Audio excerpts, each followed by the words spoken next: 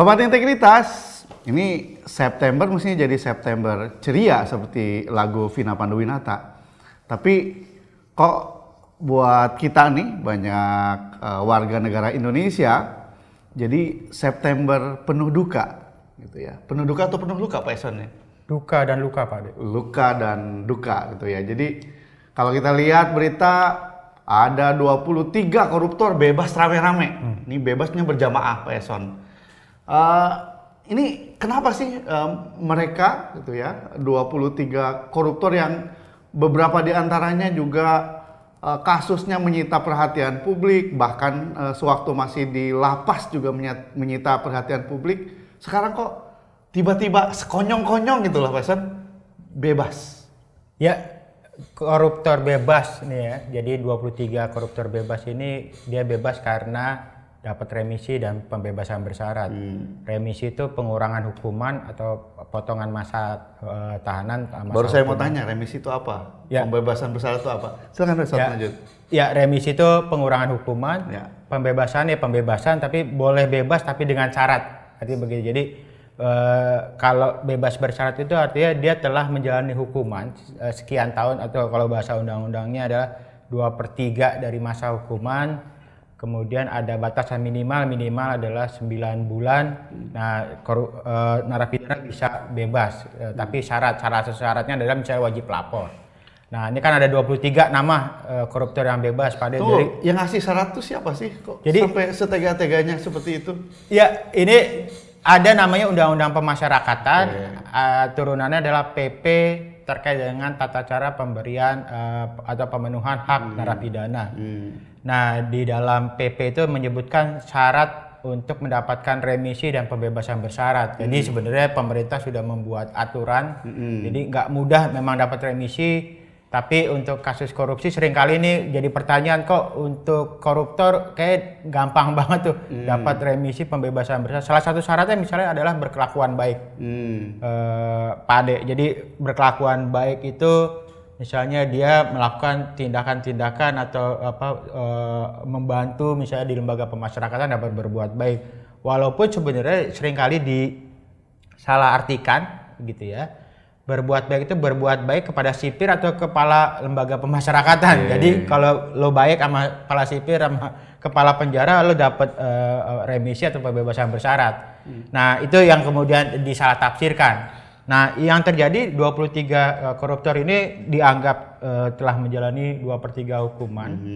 Dan mereka kemudian dibebaskan. Nah, yang menarik adalah ini rame-rame Pak Ade, nggak sendirian. Iya. Kalau berkelakuan baik, ada juga setahu saya gitu ya, yang tiba-tiba ada di hotel bareng dengan artis ya, Pak Eson pernah dengar kan? Nah itu di hotel bareng artis itu masuk berkelakuan baik. Ya itu yang juga kita pertanyakan. Indikator berkelakuan baik ini kan multi tafsir ya. Jadi apakah berbuat baik terhadap orang lain, terhadap artis itu dianggap sebagai pemenuhan terhadap pembebasan bersyarat atau remisi.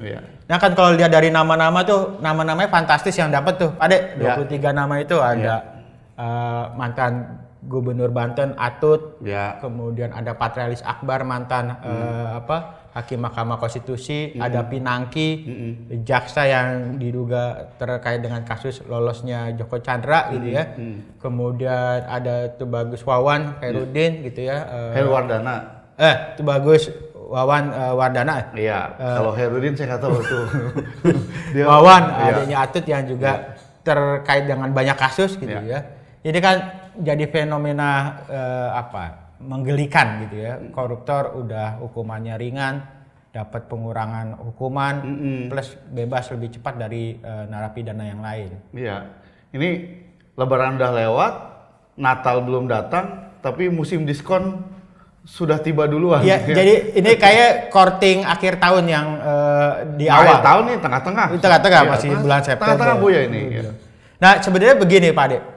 Jadi sebelumnya untuk dapat remisi pembebasan bersyarat itu nggak mudah seperti yang diterima 23 koruptor ini. Jadi sebelum periodenya Pak Jokowi itu ada namanya PP 2012. PP 23 2012 yang mengatur soal PP 3 ada PP 32 tahun 2012. Lupa. Pokoknya PP ada PP 99 2012 yang mengatur soal pengetatan buat pelaku korupsi. Jadi salah satu syaratnya adalah dia harus justice kolaborator. Justice kolaborator itu adalah yang nggak tahu apa bedanya dengan Justice League gitu ya. Coba Pak Eson jelasin. Jadi justice kolaborator adalah pelaku yang mau bekerja sama dengan penegak hukum untuk membongkar kasusnya atau membantu proses penuntasan kasusnya, termasuk dalam kasus korupsi. Jadi dengan PP 19 tahun 2012, koruptor itu boleh dapat remisi termasuk pembebasan bersyarat kalau dia berstatus sebagai justice kolaborator. Yang 23 ini ada nggak? 23 nggak ada, jadi mereka tuh pelaku tunggal. Tapi mereka baik-baik semua kelakuannya. Berkelakuan baik semua gitu ya. Kemudian yang kedua dia membayar uang pengganti atau denda. Jadi uang pengganti itu uang yang dikorupsi oleh pelaku. Itu harus bayar, wajib gitu ya. Yang lain ada misalnya berkelakuan baik. Kelakuan baik tadi satu yang umum. Jadi justice kolaborator membayar uang pengganti ini wajib di tiga-tiganya wajib atau cuma satu? Tiga-tiganya wajib. Jadi kalau dia nggak penuhi tiga hal itu, jadi mereka nggak dapat. Jadi bukan cuma berkelakuan baik aja, tapi dia harus justice kolaborator. Kemudian satu lagi bayar denda dan uang pengganti. Nah, dengan adanya PP 99 2012, koruptor sulit dapat remisi pembebasan bersyarat. Nah, kebetulan di 2000 tujuannya waktu itu apa? Para koruptor ini dipersulit untuk dapat pembebasan. Jadi ada beberapa reason ya. Asbabun nuzulnya lah. Asbabun nuzulnya begini. Korupsi kan dianggap sebagai kejahatan extraordinary. Jadi kejahatan luar biasa, artinya perlu juga diatur soal upaya-upaya pemberian efek jera buat pelaku, termasuk lewat pemberian remisi, pembebasan bersyarat juga diperketat. Jadi pengaturan tentang hak-hak narapidana untuk kasus korupsi harus dibedakan dengan pelaku kriminal yang lain. Sebab ya karena korupsi kejahatan luar biasa. Beda sama pelaku kriminal pencurian, perampokan itu kan kejahatan-kejahatan biasa. Kenapa luar biasa? Pertama dampak buat masyarakat luas ya. Artinya kalau bicara soal korupsi kan nggak hanya 1-2 korban, tapi masyarakat umum korbannya. Kemudian yang kedua, jadi masyarakat. Ini juga pasti akan mengganggu isu soal pelayanan publik. Jadi kalau korupsi kesehatan, alat-alat kesehatan kan isunya soal pelayanan publik tidak bisa maksimal, kemudian pelayanan kesehatan juga buruk. Jadi uang negara yang mestinya buat rakyat jelata itu buat kesejahteraan, buat kepentingan pribadi. Gitu ya. Jangan ya gitu ya. Ya, masalahnya adalah PP 99 2012 ini kemudian dianulir lewat 2 cara. Pertama adalah putusan Mahkamah Agung di 2021. Di putusan Mahkamah Agung itu yang menganulir syarat soal syarat untuk dapat remisi pembebasan bersyarat sebagai justice kolaborator ataupun membayar uang pengganti. Kemudian yang kedua itu penyebab kedua kenapa sekarang begitu mudah dapat remisi pembebasan bersyarat. Di 2002 ada undang-undang pemasyarakatan yang digolkan oleh DPR. Di dalam undang-undang pemasyarakatan itu cukup menyebutkan dia memenuhi syarat berkelakuan baik, salah satunya. Jadi justice kolaborator membayar uang pengganti itu dihapuskan lewat undang-undang pemasyarakatan. Nah, makanya ketika bulan Juli itu disahkan oleh DPR gitu ya, undang-undang pemasyarakatan itu kemudian kan di Agustus September nih udah mulai banyak tuh koruptor-koruptor yang dapat remisi pembebasan bersyarat dan kemudian keluar lebih cepat, Pak De. Supaya jangan tegang, minum dulu Pak Eson. Ya, saya tahu Pak Eson terluka, tapi ya minum dulu Pak. Ini asli Pak De. Jadi ini dua ini jadi kabar baik buat koruptor ya? Ya, kabar baik buat koruptor. Kemudian hari kemerdekaan bisa dikatakan begitu, plus duka buat masyarakat. Tadi isu soal rasa keadilan masyarakat gitu ya. Bilang banyak yang katakan bahwa sisi yang lain ini langkah mundur bagi upaya pemberantasan korupsi. Jadi publik sudah mulai kehilangan harapan buat pemberantasan korupsi ke depan karena adanya remisi pembebasan bersyarat. Kemudian yang lain adalah ini jadi presiden buruk, Pak Ade. Orang akan lihat, wah enak ya jadi koruptor di Indonesia ya. Udah hukumannya ringan, kemudian dapat remisi, dapat pembebasan bersyarat. Jadi ini kemudian akan jadi mancing-mancing kalau bahasanya. Orang udah korupsi aja, kalau korupsi jangan nanggung. Ya. Karena selain dapat hukuman ringan dia juga bisa keluar lebih cepat. Dan korupsi itu dianggap salah satu kejahatan kalkulatif katanya ya. Jadi orang hitung untung rugi korupsi. Ya. Kalau ruginya besar misalnya di penjara lama, pengembalian uang hasil korupsinya iya gitu ya, denda dan sebagainya. Orang akan mikir gitu ya untuk melakukan praktik korupsi. Tapi kalau kemudian masa hukumannya didiskon gitu ya. Gimana kalau cerita Pak Ihsan tuh kalau di Arab potong tangan, di Cina potong kepala, di Indonesia potong masa tahanan. Betul.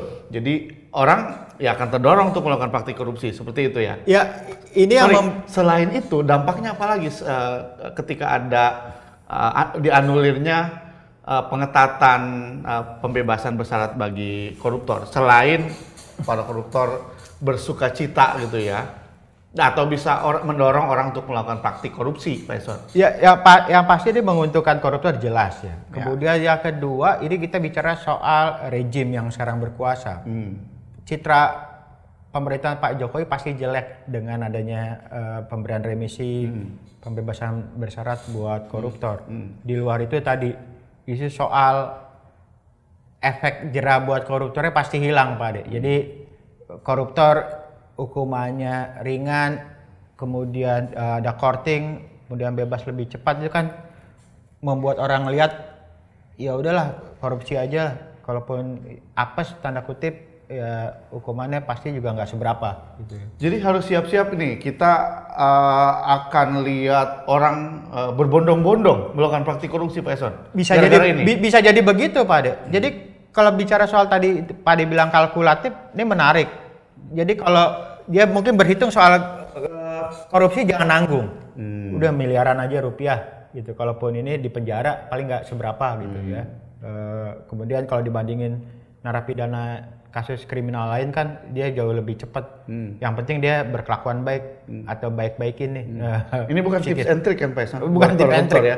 Bukan. Jadi bukan Pak Ihsan bilang wahai calon koruptor jangan korupsi yang nanggung gitu ya. Nah, jangan yang recehan gitu. Nah, itu sebenarnya yang muncul di pesan ini. Yang muncul dari tindakan pembebasan bersyarat buat koruptor yang massal tadi, Pak Ade. Kan di publik akan lihatnya bukan satu yang menakutkan lagi soal korupsi, jadi ya biasa-biasa aja. Jadi koruptor itu atau korupsi bukan kejahatan luar biasa, kejahatan biasa aja. Jadi ya udah kalau mau jadi pelaku kriminal, ini pandangan negatif masyarakat deh, mendingan jadi koruptor dah gitu. Nah tadi kan Pak Ihsan bilang dampak korupsi ini luar biasa, karena itu korupsi dianggap sebagai kejahatan luar biasa gitu, karena yang jadi kena dampak utamanya kan masyarakat gitu ya, mulai dari kemiskinan bahkan sampai orang meninggal pun bisa kena, antara lain karena praktik korupsi. Nah, apakah kita cuma diam aja ini nunggu ya sudah biarin, atau ada langkah-langkah yang bisa dilakukan nih oleh masyarakat, aktivis atau siapapun yang cinta Indonesia ini bersih, cinta Indonesia ini punya integritas itu. Apa yang bisa kita lakukan? Yang pasti selain kecewa ya, jadi pasti publik kecewa ya. Cuman publik dan KPK saya rasa. Jadi yang menarik adalah begini, ketika ada pembebasan bersyarat massal ini, Pak Ade, itu kan yang kita nggak pernah lihat adalah apa respon para politisi terkait dengan ini. So far yang kita lihat dan saya belum pernah nemukan di media massa manapun soal politisi mengecam adanya remisi pembebasan bersyarat buat koruptor. Pak Ihsan suuzon aja nih. Mungkin nggak diwawancara media kali Pak Ihsan. Ya, jadi kenapa sih tidak ada reaksi keras bagi para politisi ya terkait dengan ini? Karena lagi-lagi tadi kalau Pak Ade lihat dari daftar 23 nama itu, Pak Ade, itu kan sebagian besar adalah politisi yang notabene adalah kader partai politik atau juga mantan ketua umum partai politik ya, atau mereka-mereka yang dianggap punya kontribusi buat partai partai politik tertentu. Jadi sebenarnya mereka senang-senang aja tuh dengan adanya remisi pembebasan bersyarat ini ya. Kenapa? Biar kader mereka, ketua umum mereka atau presiden mereka bisa keluar lebih cepat tuh, Pak Ade. Jadi Ini yang kemudian gejolaknya yang kita lihat, ya gejolaknya cuma muncul di masyarakat sipil, rakyat pada umumnya dan juga KPK. Selebihnya nggak ada masalah, ya itu kan hak mereka gitu ya. Selalu alasannya adalah mereka kan sudah menjalani hukuman, nggak bolehlah menghukum. Padahal semangat pemberantasan korupsi kan satu memberikan efek jerah. Nah, pertanyaan tadi menyambung pertanyaan Pak Ade soal apa sih yang harus dilakukan ke depan. Terus terang memang kita kecewa, tapi paling tidak apa yang bisa kita lakukan ke depan gitu ya, khususnya penegak hukum, pemerintah, paling tidak ada beberapa hal. Pertama adalah untuk penegak hukum sendiri, khususnya KPK, kejaksaan, itu adalah menuntut hukuman pidana maksimal buat para koruptor. Jadi catatan ICW menarik, misalnya hukuman rata-rata koruptor kan hanya 3 tahun. Nah, ke depan hukumannya harusnya rata-rata lebih tinggi, paling nggak 10 tahun Pak. Kalau 10 tahun ada remisi pembebasan bersyarat, paling tidak ada 5 tahun ke atas. Nah, di Undang-Undang Korupsi jelas menyebutkan masa hukuman itu minimal setahun, maksimal 20 tahun. Kalau hukumannya hanya 3 tahun, itu hanya kurang dari 20% hukuman buat koruptor. Jadi pertama harus ditinggiin tuntutan buat pelaku korupsi. Kemudian yang kedua, itu hak-hak narapidana khususnya kasus korupsi itu jangan dipermudah. Jadi tetap wajib dia sebenarnya kalau justice collaborator harus diberikan. Kalau enggak sebaiknya ditunda gitu ya. Kemudian yang lain misalnya selain pengetatan itu adalah kalau dia nggak bayar uang pengganti, uang yang dikorupsi jangan dikasih. Nah, itu yang kemudian bisa dilakukan oleh pemerintah, dalam ini Kementerian Hukum dan HAM. Kemudian yang ketiga yang harus juga dilakukan oleh pemerintah adalah mendorong upaya pemiskinan buat pelaku korupsi lewat misalnya contoh RUU perampasan aset hasil kejahatan Pak Ade. Jadi kalau koruptor besok tidak hanya dihukum penjara tapi semua aset-aset yang diduga hasil korupsi dirampas gitu ya dengan RUU perampasan aset. Kemudian yang lain adalah KPK sebaiknya tidak hanya menghukum pelaku korupsi dengan penjara saja tapi juga penyitaan terhadap aset-aset. Yang terakhir kita bicara soal pencabutan hak-hak narapidana atau koruptor ini. Jadi kalau kita merujuk di putusan Mahkamah Agung tahun 2021 kan jelas menyebutkan Pak Ade bahwa kalau pencabutan pencabutan PP 99/2022 ini pertimbangannya adalah karena dia punya hak gitu ya untuk dapat remisi pembebasan bersyarat kecuali kalau ada putusan dari pengadilan. Artinya kalau ada putusan pengadilan ya ini bisa diterapkan buat pelaku korupsi. Artinya maksudnya kalau kecuali ada putusan pengadilan apa? Jadi kalau di putusan pengadilan selain bicara soal penjara, uang pengganti, kemudian kalau hakim bilang si koruptor ini nggak boleh dapat remisi ya? Oh bisa? Bisa. Itu. Jadi sebenarnya putusan ini bisa lewat pencabutan hak-hak narapidana itu bisa. Jadi ke depan KPK, kejaksaan sebaiknya menuntut hukumannya selain tinggi maksimal berupa pencabutan hak-hak mereka untuk dapat remisi, pembebasan bersyarat, cuti. Dan itu tidak melanggar hak asasi? Tidak melanggar hak asasi karena ini putusan pengadilan. Jadi ini yang kemudian bisa digunakan gitu ya untuk memberikan efek jerah buat pelaku korupsi. Di luar itu Pak Ade, mungkin yang perlu juga dipikirkan oleh pemerintah adalah perlu menempatkan koruptor itu di pulau-pulau terluar. Jadi sebaiknya bubarkan lapas khusus untuk koruptor, lapas sukamiskin itu sebaiknya dijadiin satu dengan pelaku kriminal lain. Kan sejauh yang kita lihat masyarakat lihat enak betul tuh jadi koruptor ditahan di sukamiskin, kemudian dapat fasilitas mewah gitu ya. Bahkan muncul juga kasus jual beli fasilitas di lapas sukamiskin yang kemudian diproses oleh KPK. Ini membuktikan bahwa di lembaga pemasyarakatan sendiri itu masih rentan terhadap praktek korupsi. Artinya kalau koruptornya masih tajir, kaya gitu ya, tidak dimiskinkan, dia tanda kutip bisa mendapatkan fasilitas seperti yang dia mau sepanjang dia bayar. Tapi soal aturan MA-nya sendiri masih bisa digugat nggak? Kalau mungkin undang-undang pemasyarakatan mungkin maksudnya Pak Ade ya. Oke, di undang-undang pemasyarakatan masih mungkin diajukan judicial review ke Mahkamah Konstitusi. Ya. Cuma persoalannya siapa yang akan mengajukan? Saya pikir masyarakat sipil sebenarnya bisa melakukan, teman-teman di lembaga swadaya masyarakat atau ormas yang punya kepedulian untuk pemberantasan korupsi sebenarnya bisa melakukan upaya mencabut pasal tersebut di Mahkamah Konstitusi. Nah ini sebenarnya bisa juga dilakukan untuk tanda kutip penghukuman pemberian efek jera buat koruptor bisa lebih maksimal. Oke, jadi di ujungnya soal undang-undang permasyarakatan mesti digugat supaya lebih memberi efek jera, tapi juga pada saat persidangan mereka dituntut dengan hukuman maksimal gitu ya, termasuk mendorong agar hakim mencabut hak-hak mereka gitu ya. Betul. Hak-hak mendapatkan pembebasan bersyarat gitu ya. Lalu apalagi mood Buya supaya orang nggak mau lah kapok lah untuk melakukan korupsi. Masyarakat bisa memberi sanksi semacam sanksi sosial gitu.